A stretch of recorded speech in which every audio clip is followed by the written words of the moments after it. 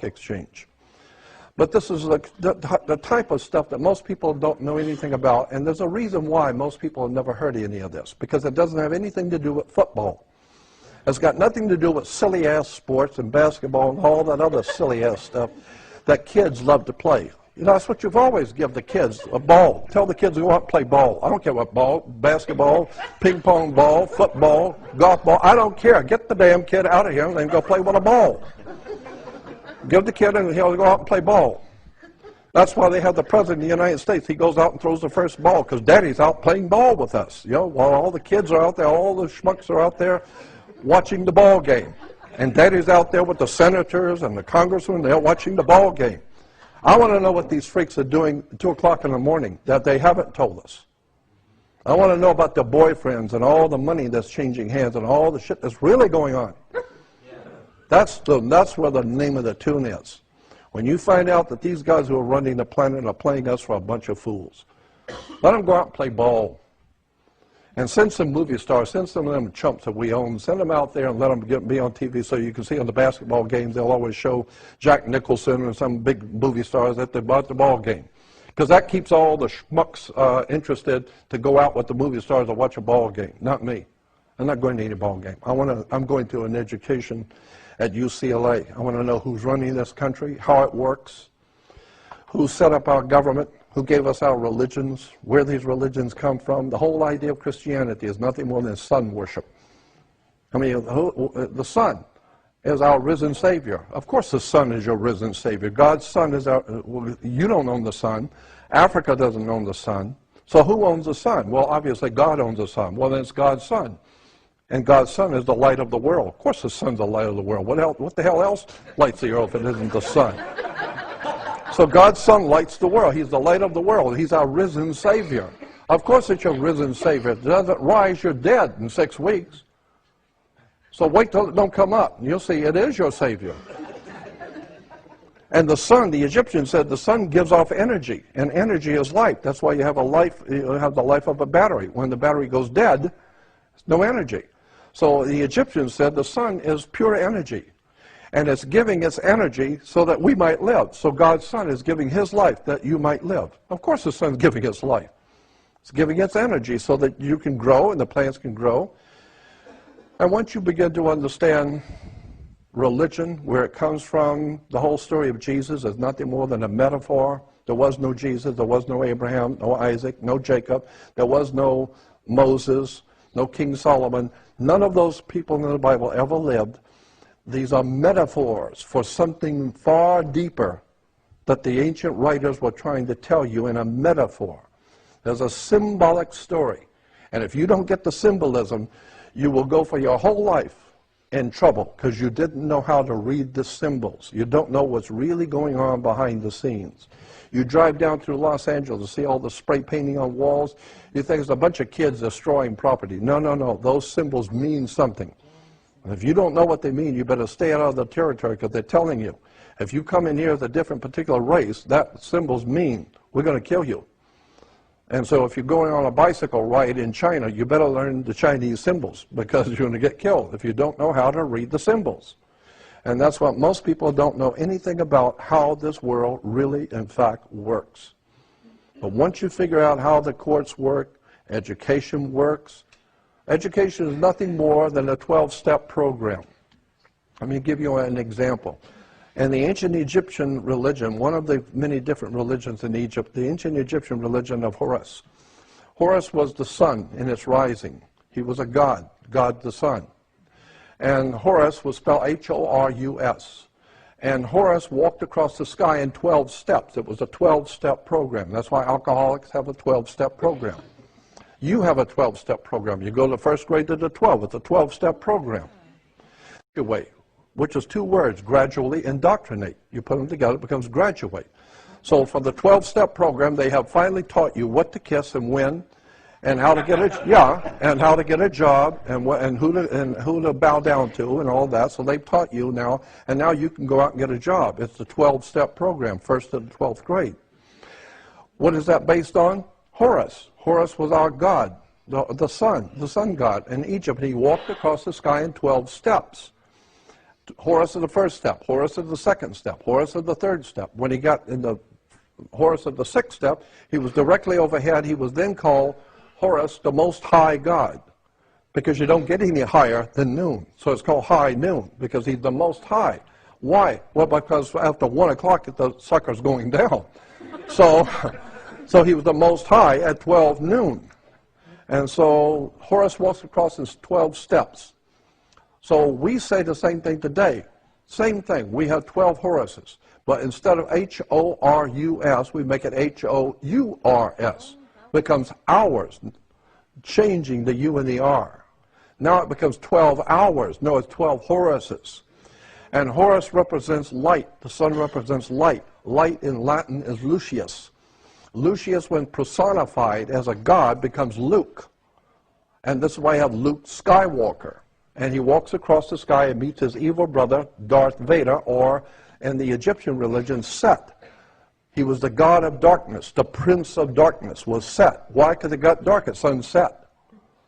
So the whole idea is that it's the whole world that we live in is based on Egypt, Mesopotamia, ancient Greece, ancient Rome.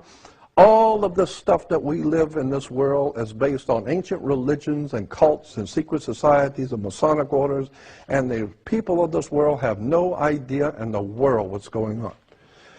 I've spent 48 years studying occultism, mysticism, words, terms, legal terms, government, international banking, theology, religions.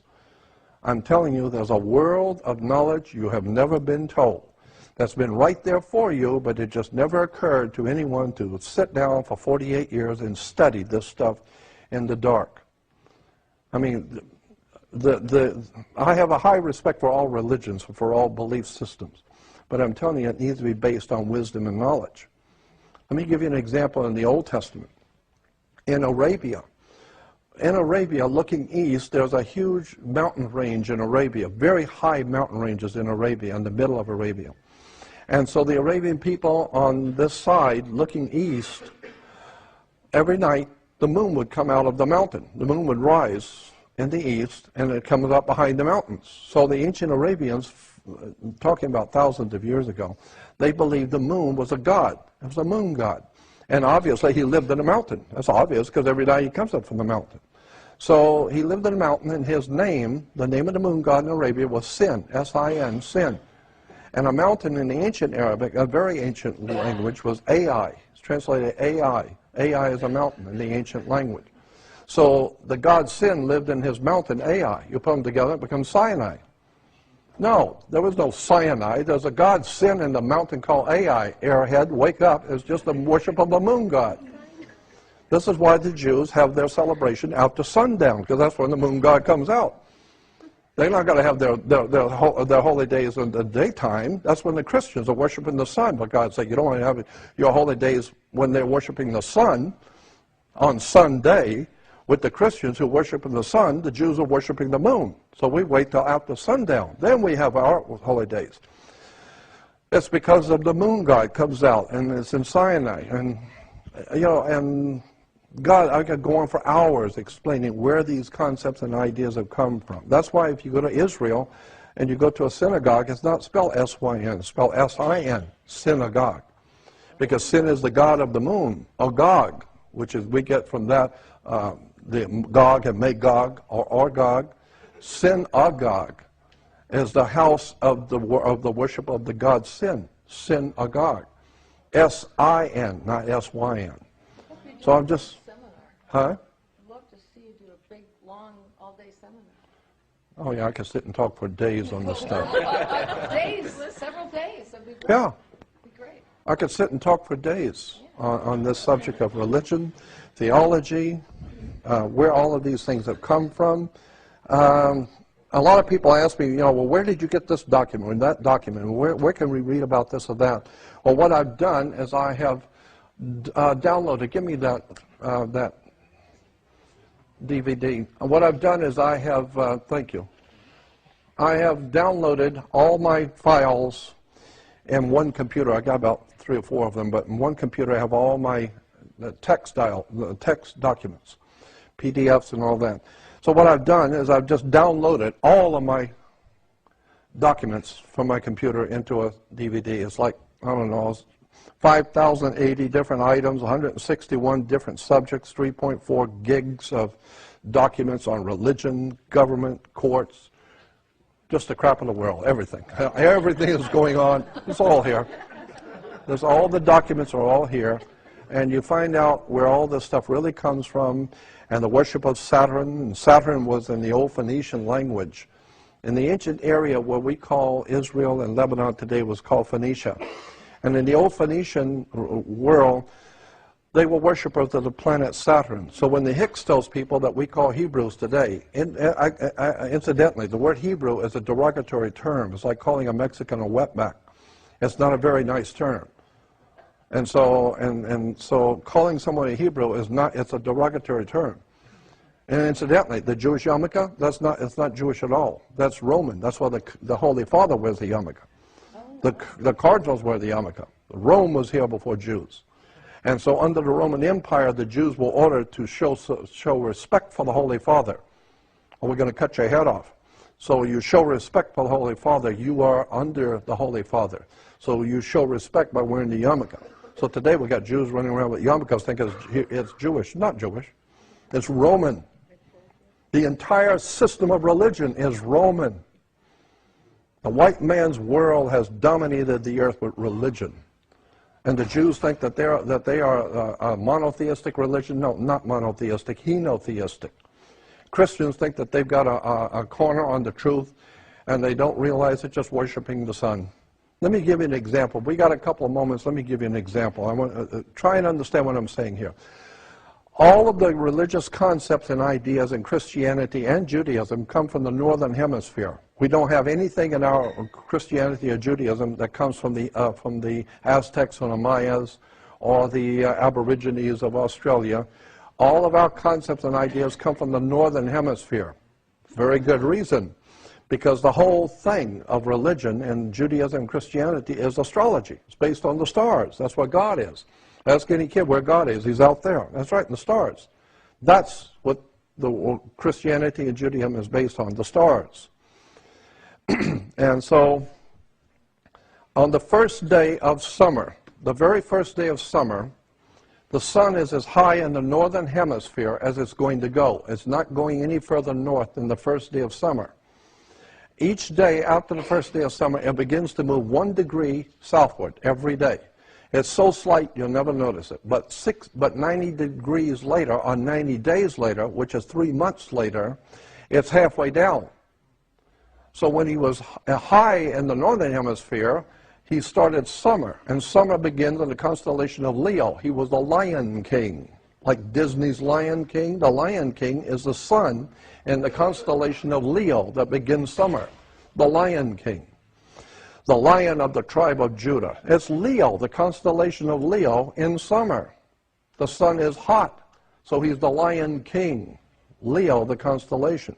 Now, 90 degrees later, 90 days later, he is falling. So now it's called fall. Yeah, because he was really hot. Now he's falling. So he's not that hot anymore. So now we call it fall because he's falling. What is the symbol for fall if it isn't Scorpio, the backbiter? And this is why in the old ancient world, when a scorpion bites you, they have 2 stingers, one on top of the other, and when they hit you, it looks like 2 lips. And then so the ancient people said, you just got the kiss of death. He just kissed you off. Because you just got bit by a scorpion, and that's the kiss of death. That's why the mafia gives you a kiss of death. That's where it comes from. So Scorpio is the backbiter. He's the one that goes behind your back and rats on you, and he's the backbiter and causes you to die. And that's what Judas was, the backbiter, Scorpio. Because Scorpio begins fall. So Jesus, who was the Son of God, the God's Son, the light of the world, he was the Lion King in summer, but now he is falling. And so